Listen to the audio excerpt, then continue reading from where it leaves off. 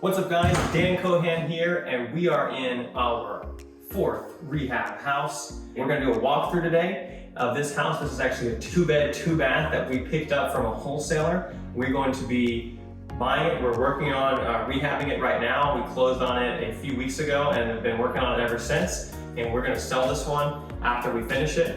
Just put it on the market and list it. So that is influencing the other ones that we've done so far have been buy and holds. So this is changing up a little bit of what rehabs we're doing, but we're gonna go through some of the stuff that we had to do with this house, what we bought it for. I'm gonna give you guys all those numbers at the end, the purchase price, our all-in rehab costs, and what our projected ARV is based on very recent comps in the area.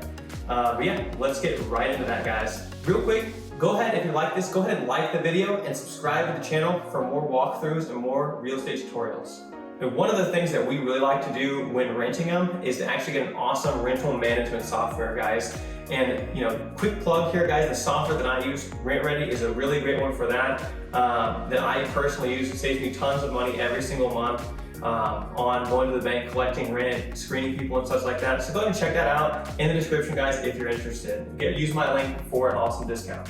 All right, so let's get right into the house. So as you can see here, the house is stripped down. The walls are framed in, and we've got some, basically the subfloors here. Actually, this room, when we bought this house, was already like that. We bought it from a wholesaler, and the guy that the wholesaler got it from, it appeared when we came in that he was like kind of midway through rehabbing it. There was a ton of shrubbery outside. The place was overgrown, but it had a bunch of it was kind of like halfway done. Like he started working on it and just got maybe burnt out and just stopped the project, decided to just go ahead and get rid of it. This is a pretty big rehab. This is a pretty simple house, about 1,000 square foot.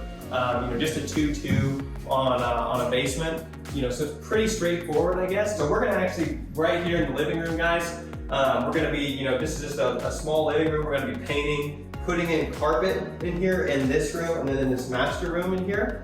And because usually if we were gonna rent this out, we'd put LVP throughout the house. But because we're gonna sell it, typically carpet is far cheaper to buy and install.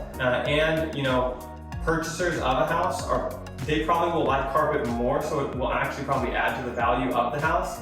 And so if you're gonna rehab a house, I would probably put carpet as much as you can, except maybe like the kitchen, bathrooms, things like that. Up on the ceiling here, we're actually gonna do some can lights. So we've got some, we're gonna probably put a fan there, and then marked here, we're gonna put a few can lights throughout this living room to give it a really bright look. We like to use a lot of 5K lighting, daylight lighting. It's really the bright kind of blue lights, and that really makes the house really bright, and it's really good for pictures, and then it'll really make the house pop when people are looking at it. Real quick over here, we've gone and these windows we're gonna go ahead and keep and just paint. The window frames and stuff we've redone because they were kind of rotten and stuff like that. So this has all been redone. We put some new outlets in, and then going over here, we'll check out the master bed. So this will be the master bedroom. Again, looks right now very similar to the living room. This is a pretty big room for the master room. So somebody buying this house is gonna like this a lot, for their own selves. And then, put some more can lights here. Again, this will be carpet, paint, just like the living room. We'll put like a ceiling fan up there. And we've got a really nice big master closet in here. This is pretty spacious, especially for such a small house. For reference, I'm about 6'1". So this is a pretty big closet. And then in here, we've got our master bath. And again, nothing in here, but we're gonna have a full shower, a walk-in shower here with a glass sliding door right over here. And then over here, we'll have the toilet right over here. And then we'll have just right over here, a sink. And then, right there, we'll have a light over the sink, nice vanity light. This is gonna be a nice big bathroom for the people that are living here. So that's a really good feature on this house. Actually, when we bought it, if you go and pan back around real quick, this was all opened up, right? Yeah, you can see down here, there was a doorway here, and so what they did is they framed it off, and then they went ahead and mud and taped and sheetrocked and everything. So this was open, and so this is actually another bathroom over here. So this is making the 2-2. We added an additional bath. Originally it was a 2-1, which we were transforming into a 2-2. Exactly. So that'll add some value, and the house had enough space, and it'll definitely make it a better deal. Going over here. Okay, this house is in North Kansas City. This is a decent area, you know, a BC area. You know, Northland and Kansas City is a great area for, you know, basically anything. It's a good, you know, good area to buy property in. Over here is the kitchen, and we've got these cabinets here. These actually were with the house when we got it, but they were like, they just had some, you know, thrown across cabinet tops and stuff like that because the guy is kind of halfway through doing it. So we do like these. These are nice. We're just gonna put some modern fixtures and paint them and just keep these cabinets here. And then we'll go ahead and add in like a new sink and you know, new oven and range and put in like a granite top, and then we'll do like a subway tile backsplash or some kind of backsplash on here. And guys, that's one thing to consider. You know, when you do a rehab, you really want to know, like, you know, what's your intention, I guess, with rehabbing it, because if you're going to do a rent, you know, burr type of thing where you're trying to rent it out afterwards, it's going to influence some of the finishes you use. You're probably going to want to save money a little bit and get more durable finishes. Because renters, the higher finishes can affect the rental value, but probably not to the degree that you're going to spend. So getting more durable, maybe simpler finishes for a rental, but with a resale, you're going to want to get higher end, maybe less durable finishes, but that look better, like those subway tile backsplashes, granite countertops, things like that. Those will really increase the perceived value of the house and make it sell for a higher price and faster. So in here we got another little, you know, dining area, you know, back door. This house has a you know, this sliding door right off the big deck. This is a really cool feature here. You know, shed, nice big backyard in this neighborhood. Going over here, we've got the second bedroom back here. Second bed, second bath. You know, right now there's some actually hardwoods right here. The rest of the subfloors are just plywood, OSB type stuff for the floors. We got a closet in here that we framed in.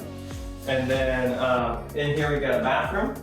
You can see here we got our tub. We're gonna put a toilet back here, sink over here. And you know, you can see here some of the paneling for the wall. That's where we reframed this in. So this wasn't necessarily here. We put all this green is all our paneling that we put in the house. But this is actually rotted out. There was we put a new roof on this place. There was some floor rot. All these are like all new boards right here. And so there was like a leak from the roof that was running into the floor, perhaps a pipe. And so we replaced the roof, checked everything out, and we're working on some of the siding and stuff outside as well. So guys, we're gonna go down into the basement. So we actually had to do some foundation work on this house. This doesn't have a walkout basement, but the block foundation was, you know, peering in a little bit.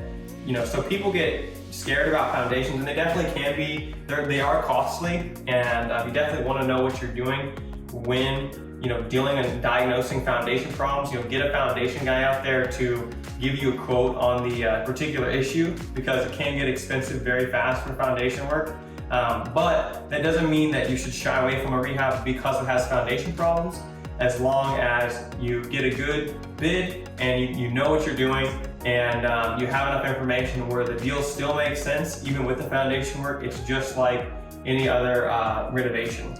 Pro tip, make sure that you can provide a transferable warranty for foundation work to the new buyer. It gives them some level of comfort that say any additional foundation issues occur, that the new company or the existing company will come back out and make the proper repairs. Exactly. So let's go down here. So coming down into the dark basement here. So this is a block foundation. This basement is a full basement, but it is kind of trashy right now. But we actually had to pier. Is this a pier and beam? It's an I-beam. I-beam. So these are I-beams that we braced the walls. You can see here, they just drill a hole in the floor there, and then they put this I-beam and they actually mortar between the I-beam in the wall. And so they're not really actually moving the wall. They're just putting the I-beams and basically mortaring it in place so the wall doesn't move any farther, because the house itself, as it currently sits, is fine. There's not like really any shifting above the foundation, but if the walls were to cave in anymore, then that could cause some damage. But these beams are going to prevent that from happening, and these aren't finished. But what they'll do is they'll brace this into the joists, and then that will create the house will basically use itself as its own brace, and it's further strengthening those walls so the walls won't cave in anymore. But yeah, so this is for the block. This is a block foundation. So we found that we have to get these beams every 4 feet. But for a concrete foundation, it'd be every 6 feet. And each of these beams installed is costing about $350 to $400 right now. So these are all done over here. They've got these bolted into the joist there. So that's gonna provide a really firm foundation for us. And then over here, this wall is a little different. The wall has moved in about it's more than 3 inches. So if it's less than 3 inches, they'll just put the beams and they won't have to like adjust the wall at all. But if it's more than 3 inches, they're actually gonna need to pull that wall out back. So we're gonna have to do a bit of excavation and actually, push the wall out so it's more flush, and then beam it. That will require, additional costs. But again, we bought this house, we got bids, and then we knew kind of what that would cost, and so factored that all in. And still gonna be a good deal at the end, guys. The key thing is just making sure that you're buying your deals right. There's a lot of deals out there. They're not really deals, guys. Wholesalers are selling stuff that is off market, and it's still not a deal. Most of these, like the larger companies, are trying to sell things at 20% profit after their ARV, which usually is exaggerated. And so a lot of these deals may only have 10% margin or something in them, which we're shooting for 30% profit margin on every deal we do. From the all-in value to the appraised value or resale price. And so you really want to find good deals, guys, because if you don't, something goes wrong, you have a problem that you don't anticipate, you're gonna be either working for free or underwater in a hurry. And so that's the other thing. So with this, we'll clean all this up. Over here we've got a bunch of trash in this basement. When we finish, we're gonna paint everything, we're going to make it all look nice, get rid of all this junk in the house, and it's going to be ready to get on the market for a new buyer to come in and check it out. So with this wall, guys, something else that they're going to do in addition to pushing the wall back and then bracing is they're going to waterproof, while they excavate, they're going to waterproof the exterior of the wall. And then what they're also going to do is they're going to put in a French drain along this wall, tie it into a sump pump down over in that corner over there, which may be a little bit hard to see in the video, but essentially what they're doing is they're diverting the water away from the house, because what causes foundation issues is hydrostatic pressure. Whenever you have a lot of hydrostatic pressure built up on a wall over a period of time, if you don't divert that water, this is what happens. It makes the wall bulge. No matter how strong, even if it's reinforced with rebar, which, like poured foundations, they're reinforced with rebar, but, over time, over the course of time always wins, and, these walls will give. So you really have to address the underlying issue instead of just treating the surface problems. Yeah, water is what's pushing these. And this is an old house. It's been sitting here for, when was it built? This is like 50s. Yeah, 1950s. So probably, 70 years this house has been here, and it's, over those 70 years, the walls have only moved a few inches, but they, we want to make sure that they're rock solid going forward. Another thing we did is we replaced the electrical panel and ran some new wiring throughout the house. This house is pretty easy to run wiring and plumbing and stuff, just because you have the full basement access, and you can do that. But most houses have some kind of sub basement or something like that where you still can run wiring and plumbing and stuff like that. Okay, to finish this video off, let's get into the numbers, which you guys all love. We always are doing the numbers at the end of the videos to show you guys our thought process and how much we're paying for these deals, how much money we're putting into them, and then how we're buying them, where we're buying them, so on and so forth. So how we found this deal is wholesaler posted on Facebook had it, and he listed it for, I think he had it for $45,000, and he bought it from the guy, we found out after looking at the contract, for I think $25,000. And so he's making his spread. And guys, that's not a big problem. Who cares if the wholesaler's making their money, as long as you're able to make your money, guys. And so we bought it for $45,000. We called the guy. A lot of these deals, guys, speed is the key to getting them. Is seeing the deal and then going and getting it as fast as possible, because every wholesaler, every agent, or even sellers are motivated by having that surefire offer as fast as possible. And if you give them an offer and, hey, we have this offer here, but it's going to expire in a little bit, they're just as, they don't have any, they can't see the crystal ball and see the other offers they can get. They want to get the deal closed and have a surefire deal, just as much as you guys do. So getting there quickly and getting your offer and not dilly-dallying and really putting some pressure on to like, hey, we want to go ahead and buy this, like let's go ahead and get this closed. That is a powerful force even in hot markets like we have now. So we bought this house for 45, and then we're anticipating after the rehab costs and the hard money costs and stuff like that being about $75,000 in total all-in cost into this deal. And then after that, we're planning on selling this one. So there's gonna be realtor fees. So my partner Austin is a realtor. So his, we won't have to pay his 3% because it'll just come out of the profit of the deal. We'll pay another realtor 3% who brings the buyer once we can find one. But so we're 45,000 purchase, 75,000 all-in cost. We bought this house with a hard money loan. So what we're doing is with hard money, they were able to do a 100% finance the purchase and the rehabs. We just have to pay, I believe, 3 points of interest, and then the interest is interest only. It's about 12 or 13% interest on the loan. But guys, we anticipate selling this house within 3 months of buying it and completing everything and stuff like that. And so what our strategy is right now is having cash and having about 30% of whatever the overall project cost is in reserves, and then using hard money to scale faster, but still having those reserves in place. Because you have to, even with hard money, you have to pay for stuff out of pocket, and then you get draws back, right? So it's not like they're just giving you a check and they're giving you all the money to go buy everything. Probably will depend on the program, but a lot of them, you're having to pay for things out of pocket, and then they're coming and inspecting and giving you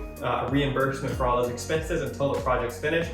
And then the exit strategy for this property is, of course, selling it. So with that 45 all-in cost for the rehabs, hard money cost, for the $45,000 purchase, and then the $75,000 rehabs, hard money costs. So we're looking at about $120,000 in total cost for this project. This house right now is worth about $165,000 when it's finished, of course. And so that's leaving a $45,000 margin.